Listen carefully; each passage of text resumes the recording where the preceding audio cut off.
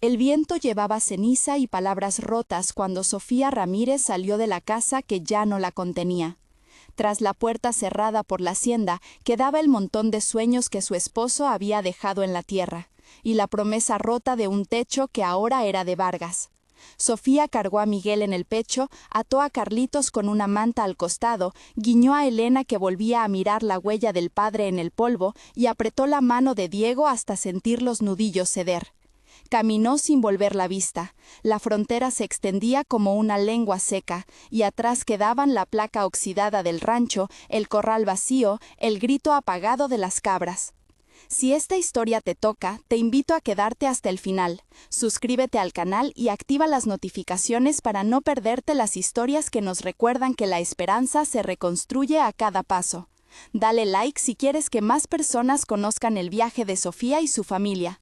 Comparte para que nadie olvide la fuerza que nace del cuidado. La mañana era un vendaval de tierra y silencio. Sofía llevó a sus hijos siguiendo el arroyo como quien sigue una promesa antigua. No porque creyera en milagros, sino porque el agua siempre marcaba el camino más fácil para el paso, lo mismo que la memoria marcaba la voz del esposo en los bordes del horizonte. No había más que lo puesto y la bolsa con unas pocas pertenencias: una olla de hierro, 2 camisas, un rebozo, semillas de maíz en un saquito de tela. Había también, escondida entre los pliegues del rebozo, la medalla del difunto, opaca por la suciedad. Sofía la tocó con la yema del dedo y la dejó allí, contra el corazón del bebé.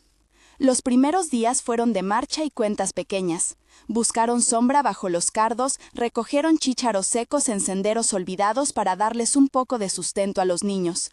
Jugaron a cruzar ríos que apenas eran venas de agua. Por la noche, cuando el viento intentaba abrirles la carpa de tela que había heredado de su suegra, Sofía se sentaba junto al fuego y arrullaba con canciones que nadie le había enseñado a hacer. A veces, sin proponérselo, repetía una oración corta y urgente: «Diosito, danos cobijo esta noche», y se sorprendía de que el decir aquello disminuyera el temblor de sus manos.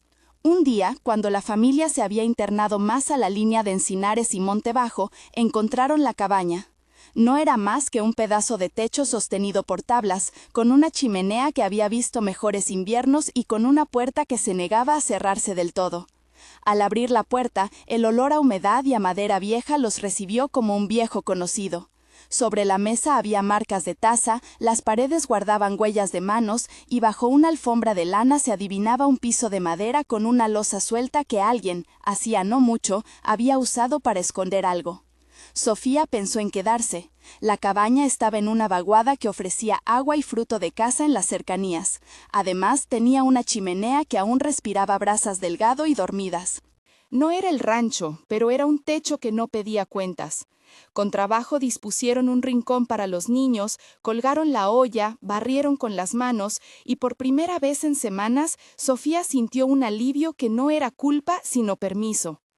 Fue Elena, con la curiosidad recia que heredó de su madre, quien levantó la alfombra y metió la mano entre las tablas. «Mamá», dijo apenas, con esa voz que sabe anunciar lo inesperado. Sofía se acercó y vio que bajo la madera había un hueco preparado, una cavidad que olía a tierra y a respiración reciente. Entre sábanas sucias y trapos hubo un rumor de tos. Sofía miró a los niños, sus ojos buscaron en el rostro de su madre una orden. Ella solo hizo un gesto, pequeño, con la mano abierta: entrar. Sacaron la tabla. Allí, encogido como un animal herido, con la cara marcada por la suciedad y una camisa rota, había un hombre. Estaba pálido, con una brecha en la sien vendada con jirones, y respiraba con dificultad. Llevaba botas desgastadas y una cadena con una medalla que se le había enredado con las barbas. Las manos, cuando Sofía pudo verlas, estaban manchadas y le temblaban. No había duda, venía de huir. El primer impulso de Sofía fue cerrar la tapa y dejarlo en la sombra de su silencio. La respuesta a la caridad era un riesgo inmediato. Los hombres de Vargas estuvieron en la hacienda no hacía mucho. La frontera era estrecha y la palabra viajaba como pólvora. Pero los niños rozaron la ropa del hombre con curiosidad. Diego apartó un mechón de pelo de su frente y no dijo nada. Alejandro, porque aquel fue su nombre cuando, entre dientes, respondió al ofrecimiento de agua, clavó en Sofía una mirada que era a la vez súplica y reconocimiento. Ella vio en esos ojos el cansancio de quien ha cargado culpa y violencia, y algo en su propia carne, en la memoria de su marido ya ido, la impelió a actuar. Lo escondieron en el lecho junto a la chimenea.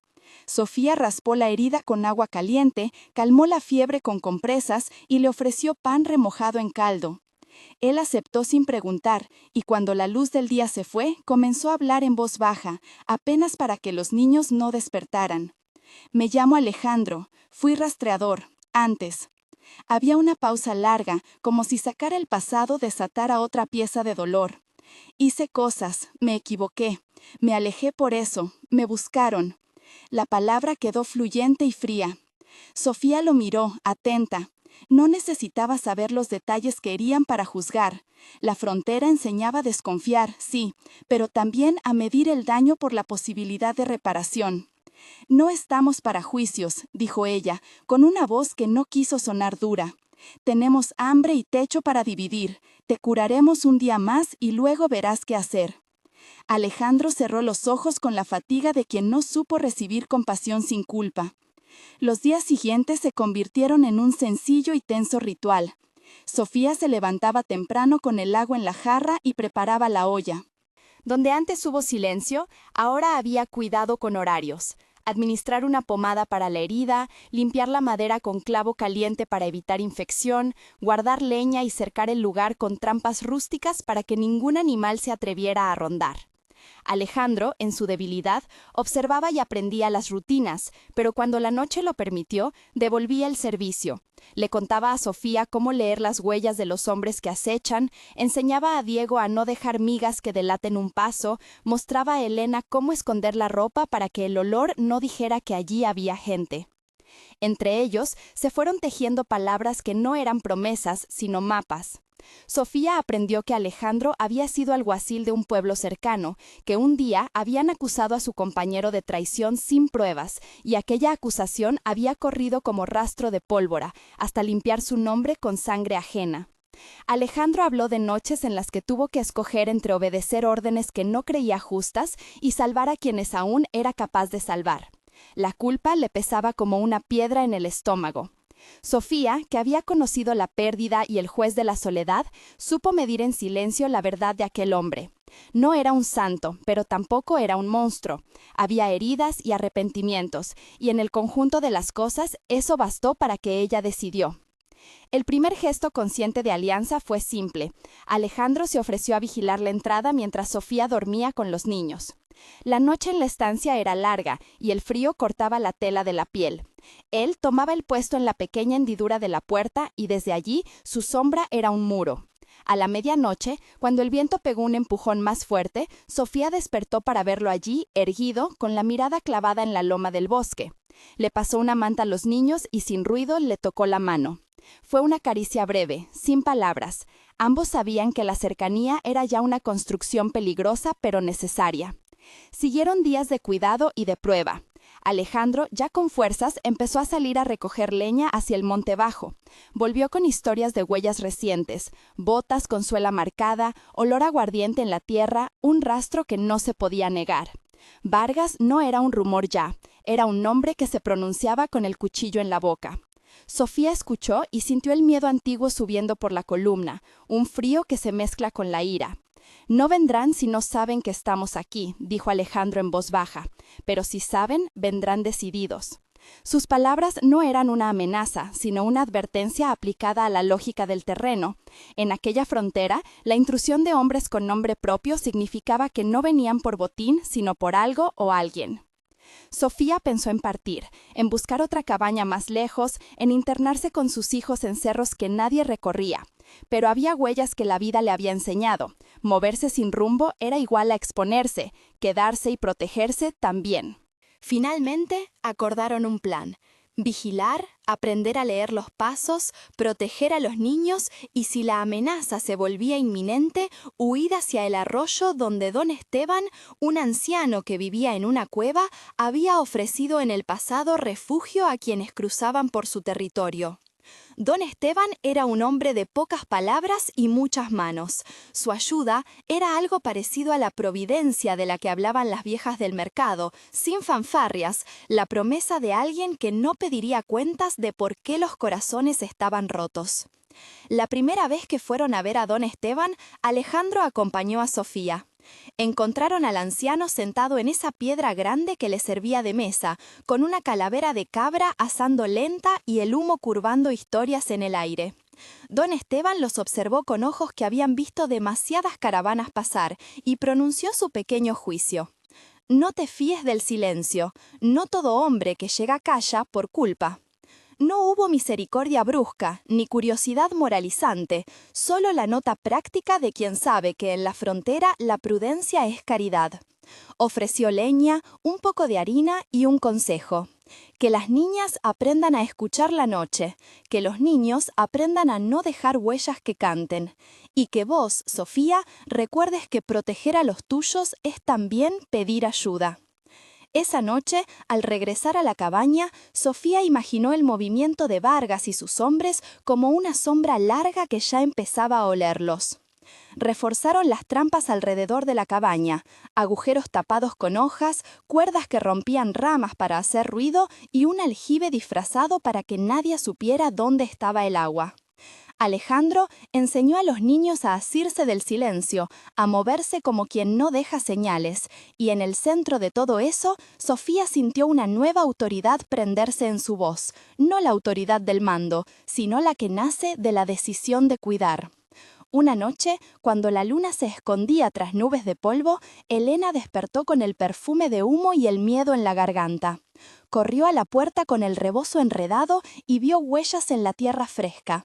Varias, caminando sin prisa, con la marca del talón reconocible por su desgaste. No eran animales. Susurros desde la loma indicaban voces que se acercaban. Alejandro, que había permanecido despierto, tiró de Sofía y la escuchó pronunciar una oración casi imperceptible. Señor, no dejes que esta noche venga con dolor para los niños. Fue apenas un hilo, pero al decirlo se sintió un peso menos. Las oraciones de frontera eran así, pequeñas, prácticas, con la fe unida a la acción. Se acercó la vigilia. Los hombres se movieron en silencio como si fueran ramas humanas. Alejandro desplegó la práctica más simple y efectiva que conocía.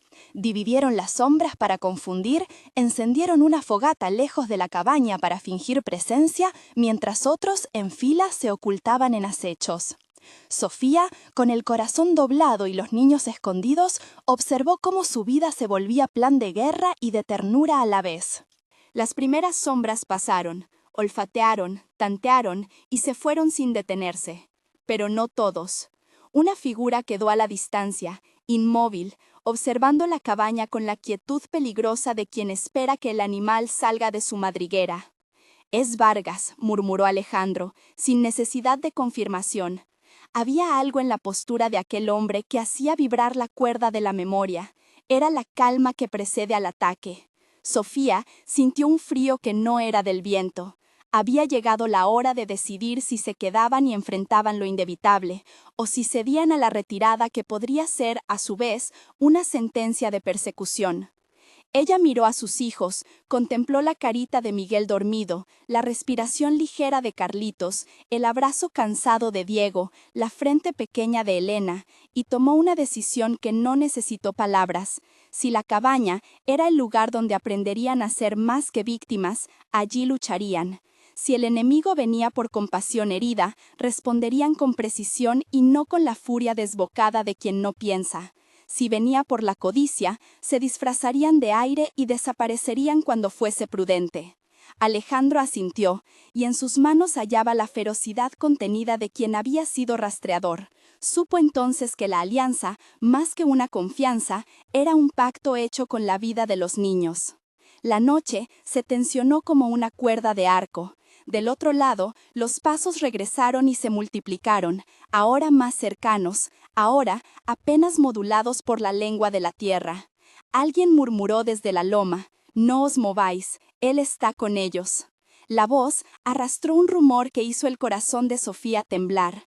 Volvió a decir, en voz baja, una oración que ella no sabía hasta entonces. Padre, que mis manos no tiemblen cuando haya que agarrar la vida de mis hijos. Fue un pedido sin promesas, pero con la claridad de quien sabe que la fe no anula el miedo sino que lo acompaña. Lo que ocurrió después fue una sucesión de respiraciones contenidas. Un hombre subió la loma con linterna cubierta y bayoneta al cinto. Sus dos acompañantes se movían como sombras que rozan la maleza. Alejandro aguardó, con la vista puesta en el lugar donde la tierra marchita cambia de color y revela huella. Al primer movimiento extraño, la trampa improvisada crujió y se activó. Una rama rota cayó con un ruido seco, y el hombre volteó la cabeza. Fue suficiente para que Alejandro saliera de su escondite como sombra que se vuelve piedra. La confrontación fue breve y tensa, no hubo gracia en ella, solo la mecánica de quien no puede dejar de proteger. Un disparo al aire, una voz que ordena. Pero la estrategia que Sofía y Alejandro habían urdido sirvió para desorientar y, más importante, para salvar el sueño de los niños. Cuando el polvo se asentó y la loma volvió a su silencio habitual, la familia se reunió en la cabaña. Las manos de Sofía temblaban, pero no de derrota. Alejandro estaba herido otra vez, un corte en el antebrazo que si se infectaba podría complicar su salud. No obstante, sus ojos eran de gratitud contenida. Habían resistido la primera embestida.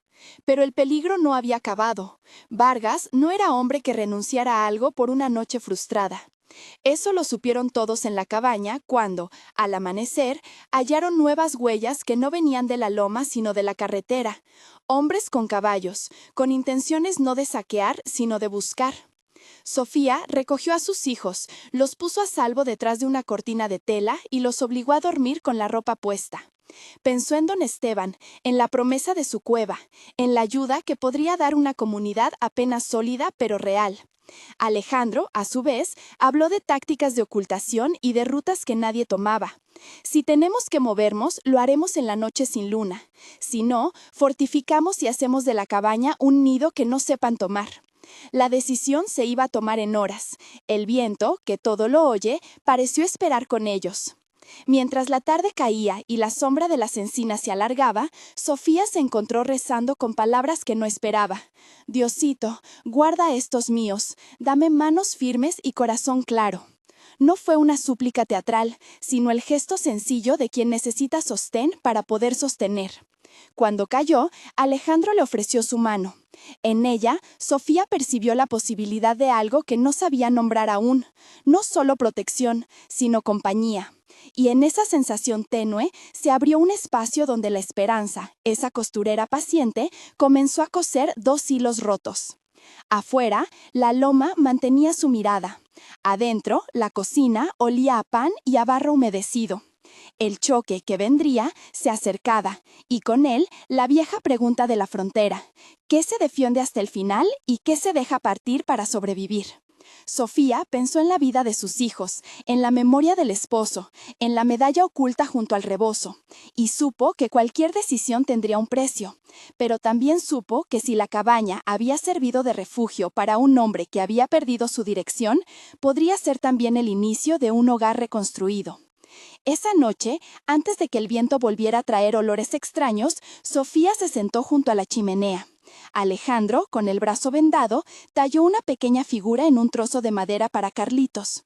Don Esteban llegó como quien aparece cuando menos espera, con una bolsa de semillas y una mirada afable, y se sentó sin pedir permiso. Los niños, entre cobijas, comenzaron a reír a medias, como quien no sabe si está permitido. El fuego les dio calor y una tregua que supieron apreciar. Pero en la distancia, algo más se movía. No era la primera vez que la violencia visitaba con paciencia. A veces regresaba como quien pone trampas y espera. A la mañana siguiente, cuando Sofía salió con la olla para recoger agua, notó un rastro nuevo en la arena dura, huellas de caballo que venían del sur y se detenían en la loma con la parsimonia de quien toma nota. No estaban muy lejos. Las manos de Sofía se cerraron en torno al asa de la olla, como si aferrarse a esa rutina simple la anclara. Supo que la verdadera prueba estaba por venir, no la de una noche de sombras, sino la de un ataque organizado que no dejaba lugar a la improvisación. Se acercaba el momento en que las oraciones tendrían que convertirse en estrategia y las manos en decisión. En la cabaña se respiraba la mezcla de miedo y ternura que define a quienes aman. Sofía miró la línea del horizonte donde el sol asomaba pálido y prometió no renunciar sin luchar. Su familia, su nueva alianza con Alejandro, la sombra lacónica de don Esteban, todo eso sería el argumento con el que escribirían su destino. Afuera, la frontera aguardaba, implacable. Adentro, la vida se sostenía con manos curtidas y con rezos cortos pero firmes. La señal llegó al crepúsculo. 3 jinetes se acercaban por la loma, el polvo levantado como un velo. Sus siluetas recortadas parecían instrumentos de la amenaza. Sofía reunió a los niños en el rincón más profundo de la cabaña, cerró las contraventanas y miró a Alejandro a los ojos. No había promesas, solo una pregunta que flotó entre ellos. ¿Hasta dónde llegarían para proteger lo que ahora era suyo? Y en ese instante en que la frontera contuvo la respiración, Sofía supo que la decisión sería tomada no por el miedo, sino por el amor que la había impulsado a abrir el refugio bajo el piso. Mientras los pasos resonaban en la distancia y el aire se llenaba de la tensión de la inminencia, ella cerró los ojos y murmuró una oración breve. Señor, dale valor a mis manos y a mi fuerza para cuidar a los míos. Luego, apoyó la frente contra la madera fría y esperó el golpe que podía cambiarlo todo. Un jinete se adelantó. La sombra de su montura proyectó una mancha larga sobre la tierra, y la puerta de la cabaña pareció encogerse, como si hubiera sentido que algo más que madera la sostenía. El hombre desmontó sin prisa, con la soltura de quien ha peleado muchas veces y ya no se sorprende. Llevaba un pañuelo al cuello y una capa raída. Su rostro, curtido por el sol, estaba marcado por una cicatriz que le cruzaba la mejilla como una línea cansada. Miró la cabaña, miró la hendidura donde los niños respiraban, y dijo, con voz que no buscaba componer miedo, pero lo lograba. Buen lugar, masculino, seco. ¿Quién vive aquí? Sofía apretó la mano de Alejandro bajo la mesa. Los niños atajaron la respiración como si el aire mismo fuera un aviso. Don Esteban se puso de pie con la bolsa de semillas entre las manos como quien empuña un bastón, y se adelantó lentamente. Gente sencilla, respondió don Esteban, gente que trabaja. ¿Qué buscan en esta hora, hombre? El jinete sonrió sin humor. Buscamos a un hombre, replicó. Uno que anda con una medalla vieja. No nos gustan los que se esconden de la ley, ni los que cargan con insignias que no son suyas. La palabra ley rodó en el patio como una piedra. Los niños atajaron la respiración como si el aire mismo fuera un aviso. Don Esteban se puso de pie con la bolsa de semillas entre las manos como quien empuña un bastón y se adelantó lentamente. Gente sencilla, respondió don Esteban, gente que trabaja. ¿Qué buscan en esta hora, hombre? El jinete sonrió sin humor. Buscamos a un hombre, replicó. Uno que anda con una medalla vieja. No nos gustan los que se esconden de la ley, ni los que cargan con insignias que no son suyas. La palabra ley rodó en el patio. Sofía sintió que la medalla, aún caliente bajo su rebozo, vibraba en su vientre. Había sido ella quien la había recogido aquella tarde del arroyo, después de la riña. Aquel pedazo de metal había sido la prueba silente de que debajo de la ropa raída del forastero hubo otra vida. Si se enteraban, si la encontraban, sería motivo suficiente para arrebatarlo todo. No hay tal hombre aquí, dijo Alejandro, conservando la calma con la que se cubre la desesperación. Aquí vive quien necesita pan y un techo. Si vienen por miedo o por botín, lo llevarán en otra parte. El jinete ladeó la cabeza. A lo lejos, los otros dos permanecían como figuras de sombra, monturas inquietas, manos en las riendas. No era un grupo de bandidos temerarios, eran hombres concretos con orden y costumbre. El líder bajó la voz, habló para que la casa se estremeciera y los árboles guardaran el secreto. No quiero incendiar tejados por gusto, dijo, pero tampoco me gustan las mentiras. Les doy una opción, sáquenme al señalado y la cosa queda en paz. No lo hagan y volveré con más gente. No me agradan los remordimientos. Era una amenaza templada, sin el estruendo del odio, pero suficiente para que la cabaña contuviera el aliento. Sofía pensó en la medalla, pensó en los ojos del hombre que estaba escondido bajo el piso, en los motivos que lo habían traído hasta ellos. Pensó en lo que costaba levantar un hogar en tierras de frontera, en la facilidad con que se quiebra lo que cuesta. La plegaria que había hecho momentos antes volvió a ella, ahora con nombres. Señor, guíame, dame palabras que no sean furia. Don Esteban habló entonces, con todo el peso de sus años.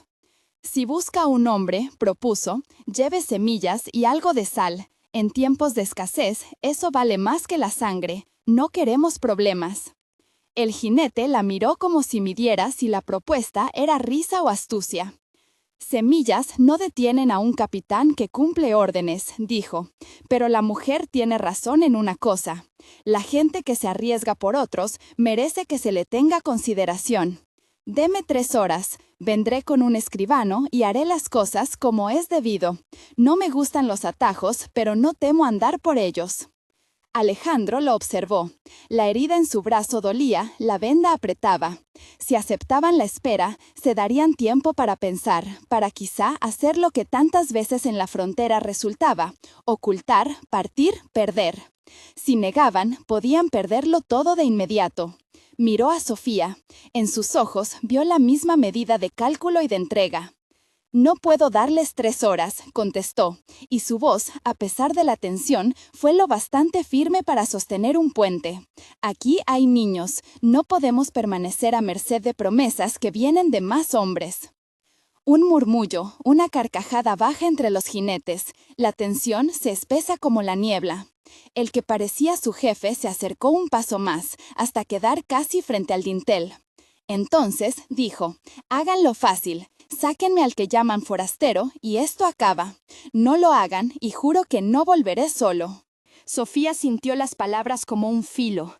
Hubo un segundo en que todo pareció detenerse. El viento, los pájaros, incluso el crepitar de la leña. Alguien, desde abajo, soltó un respiro que era mitad miedo, mitad decisión. Era Miguel, el hombre del que nadie había dicho el nombre en voz alta desde la primera noche. Y su mano buscó la de Sofía bajo las tablas, buscando un poco de firmeza. Ella le apretó los dedos. No era tiempo de respuestas largas. Respiró hondo y salió al encuentro. «Si viene por un hombre», dijo Sofía, con la voz templada por algo que no era valentía, sino una certeza de madre, «entonces tráigalo aquí. No lo tiraremos al barro ni al fuego. Pero no saquen a un niño ni a una mujer para mostrarlos. Aquí se labra y se respira. Respétenlo». El líder la miró, y por un instante algo remoto cruzó su semblante. Pudo verse una memoria de juventud, un rostro amado perdido quizá en una noche como esa. Quiso quebrar la tensión con ironía. «La frontera tiene reglas», murmuró, «y yo me encargo de que se cumplan. Pueden confiar o pueden esconder. Son libres». A la voz del hombre, uno de los jinetes volvió a montar. Subió al lomo y lanzó un silbido corto. Fue una señal. Los 3 se quedaron allí, en la pendiente, como si evaluaran la palabra y el peligro con la misma brújula. Entonces, el silencio se rompió por un sonido diferente, un quejido amortiguado por la madera. Un niño. Uno de los más pequeños se había movido, y su manta, al desplazarla, crujió como una rama al romperse. Aquella gota de sonido fue el aviso que todo lo rodeaba. El jinete más joven, imprudente o tal vez guiado por la sangre, se adelantó. Bajó del caballo y caminó hacia la puerta con paso decidido. La madera respondió con ecos. Alejandro, sin pensarlo, se puso frente a la entrada. Su brazo herido tembló. No podía sostener un arma con fuerza. Sofía vio la resolución en él y sintió al mismo tiempo el temor de quien sabe que las decisiones pueden costar caro. «Quédense atrás», ordenó Alejandro a los niños con voz baja. «Quédense con don Esteban. No hagan ruido». Don Esteban asintió como quien sabe que el miedo es una compañía fiel y que hoy deben aprender a transformarlo en algo útil. Sofía deslizó la medalla bajo su rebozo con el movimiento de quien cambia de guardia. La apretó contra la carne y la envolvió en tela. Si la tomaban, que la encontraran sin nombre. El joven jinete empujó la puerta con suavidad y entró. La luz de la cabaña, la figura de la chimenea, el olor del pan, la mirada de cada uno fueron su recibimiento. Miró de derecha a izquierda, rápido, instintivo, buscando aquello que su amo había descrito. Sus ojos cayeron sobre Alejandro, y por un instante se vieron dos vidas que no debían encontrarse. Luego, como quien decide no preguntar demasiado, alzó la voz hacia el umbral. «Fuera, salgan. Si alguien intenta esconderse, lo pagarán». La amenaza estuvo en su garganta y en la mano que rozó el mango del sable. Alejandro retrocedió un paso, no por sumisión, sino para comprar tiempo. Sofía, con la cara encendida por el calor del fuego y la sangre que no se ve, habló sin altibajos. «No hay hombre que se niegue a salir por voluntad propia», dijo. «Si vinieron por órdenes, pues tomen lo que la ley considere justo. Pero no entre en la casa como un ladrón. No lo haré». La conversación siguió, cuchicheada ahora, pequeños intercambios que parecían palabras oficiales. Nombres de un tal capitán, rumores de rondas, la formalidad de la frontera que siempre trataba de mantener su apariencia de justicia. Afuera, el caballo de uno de los jinetes resopló, inquieto. El joven que había entrado se acercó al rincón donde la tabla del piso cedía a una frecuencia distinta. Pudo oler el sudor del miedo, pudo ver el contorno contra el que la madera ocultaba un secreto. Sofía sintió que el tiempo se comprimía. Dentro de ella, aquella costurera paciente volvió a trabajar, coser un hilo de palabra, otro de silencio. Si la puerta se abría, quizá habría sangre. Si se cerraba, quizá habría fuego. Y alrededor, la frontera como tribunal, juzgando con botas. De pronto, una voz del exterior mandó un aviso seco, y el joven en la cabaña se detuvo. Su jefe había bajado del caballo para inspeccionar de cerca. Algo llamó su atención en la línea de árboles. Señales de movimiento, huellas que no pertenecían a gente que se marcha. Llegaron más voces, más pasos. La pendiente ya no solo llevaba a 3 jinetes, sino a la posibilidad de que la loma se llenara de hombres con órdenes de hacer cumplir la palabra. El líder volvió a la puerta y por un segundo su dureza se quebró en una elección casi humana. «Si encuentran a alguien que no debería estar», dijo, «me lo traen. Si no, se van en paz. ¿Entendido?» Sofía asintió con la cabeza, una reverencia breve que no era sumisión sino pacto. La tensión no cedió. Afuera, el crepúsculo terminaba de morir. En la casa, los niños apretaron las manos de sus madres. Miguel, aún escondido, apretó la tabla con tanta fuerza que las uñas se le clavaron. Fue entonces que desde lejos se oyó un ruido que no era de hombre, un disparo, seco, que vino de la dirección opuesta. El sonido rebotó en el valle como una campana, y algo en los jinetes cambió. Un murmullo corrió por la pendiente. El líder miró hacia el sur. Sus cejas se cerraron en un gesto que pertenecía a hombres que habían perdido a muchos. Después, sin más, dio la orden con la simpleza de quien sabe que a veces la violencia trae más violencia. «Caballos», gritó, «a los animales, nadie se mueva sin razón». Las acciones se aceleraron. El joven en la cabaña dio un paso atrás, y con él todo lo que se había sostenido en el aire pareció caer. Sofía supo, con una calma que la asustó, que aquello no había terminado. La loma, aquel día, iba a escribir en la carne lo que ahora era solo incertidumbre. Cerró los ojos un instante, repitió la oración que le había dado manos firmes, y cuando los abrió de nuevo estaba lista. La puerta crujió como quien anuncia batalla. Un canto breve, apenas un hilo de metal contra madera, anunció que la frontera volvía a jugar su viejo juego. Afuera se apilaron voces, adentro se apiló la fe. Y en medio de ese temblor, Sofía tomó la mano de Miguel bajo las tablas y, como quien entrega una promesa, le dijo: «Si salimos de esta, haremos un lugar que nadie podrá comprar con miedo». Miguel no respondió con palabras, solo asintió y su silencio fue una promesa de igual valor. Entonces, mientras los jinetes ajustaban las riendas y el eco del disparo todavía se apagaba en la loma, la puerta empezó a vibrar con el primer golpe calculado. La madera no preguntó por razones, cedió al peso de los hombres que venían. Dentro, el corazón de la cabaña palpitó en un tiempo que era de decisión.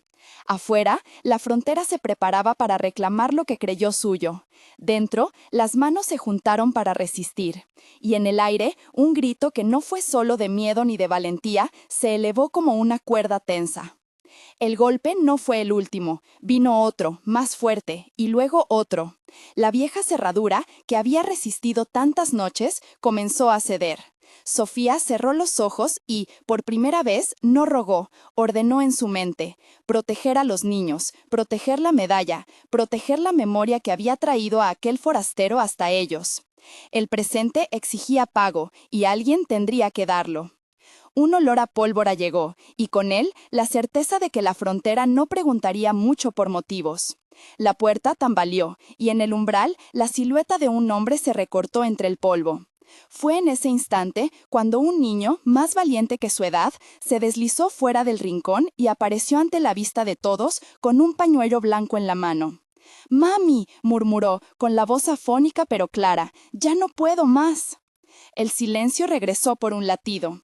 El joven Mider miró al niño, y en su rostro se trazó un gesto que no pertenecía a la frontera ni a la ley, sino a la mirada que tiene quien ve hijos en cualquier lado. Sofía aprovechó ese latido como quien toma una cuerda que se deja.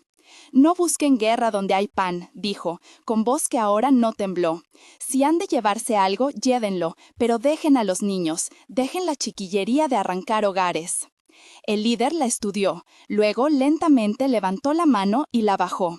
Un mandamiento tácito se formó entre los hombres. Había algo en la cabaña que no convenía profanar. Y aquel instante, suspendido entre un golpe y otro, bastó para que la loma respirara de nuevo. No, la prueba no había terminado, pero la primera tirantez se deshilachó. El jefe ordenó retroceder por el momento. Sus hombres cumplieron al tiempo que uno de ellos, el más viejo, dejó caer un trozo de cuerda al suelo como si fuera una amenaza suelta. El joven que había entrado miró por última vez la estancia. Escribió con los ojos un mensaje que no era amistad, sino una advertencia, y volvió a la pendiente. Las monturas relincharon, las figuras se alejaron, pegando al viento un rumor que se fue deshilachando en la distancia. Dentro de la cabaña, el latido que había quedado en pausa retomó su curso. Los niños sollozaron, algunos se cubrieron el rostro con las manos. Don Esteban dejó caer la bolsa de semillas, y con ella el sonido de algo que todavía existía: vida. Alejandro se dejó caer contra la mesa, la venda en el brazo empapada de sudor. Sofía, sin permitirse el alivio pleno, miró hacia la puerta abierta y sintió, en la rendija del suelo, la promesa de que aquello, la familia, la casa, la posibilidad de un hogar, tendría precio. La frontera había mostrado la primera línea, había dejado su aviso, y en la mesa, sobre el trozo de madera que Alejandro había tallado hacía poco, la figura para Carlitos parecía ahora más una urgencia que una labor del tiempo, una infancia por preservar, un futuro que debía salvarse. Afueras, las huellas de los 3 jinetes se confundían con otras que llegaban del sur. Algo más se gestaba en el silencio de la colina. La señal del disparo no había sido casual. Sofía comprendió que la decisión de permanecer sería puesta a prueba otra vez. Pero también comprendió que ya no estaba sola. En la mirada de Alejandro, en la firmeza arrugada de don Esteban, en la voz temblorosa de los niños, se había forjado un sostén que valía la pena defender. Se acercaba la noche que determinaría el rumbo. Afuera, la loma se alisaba y aguardaba. Adentro, se respiraba vida y el deseo enardecido de sostenerla. Sofía recogió la medalla del rebozo, la sostuvo un instante contra el pecho y supo que la frontera iba a preguntar muchas cosas, pero que ella ya tenía su respuesta. La puerta quedó entreabierta, temblando por el último viento. En la cabaña, los ojos se fijaron en el horizonte. En la loma, las sombras se juntaron como juramento. Entonces, sin que nadie lo ordenara, todos comenzaron a prepararse. Ataron paquetes, escondieron lo que podían, afilaron miradas. Y mientras el crepúsculo se tragaba el último rayo del día, la frontera, que no perdona, empezó a moverse de nuevo.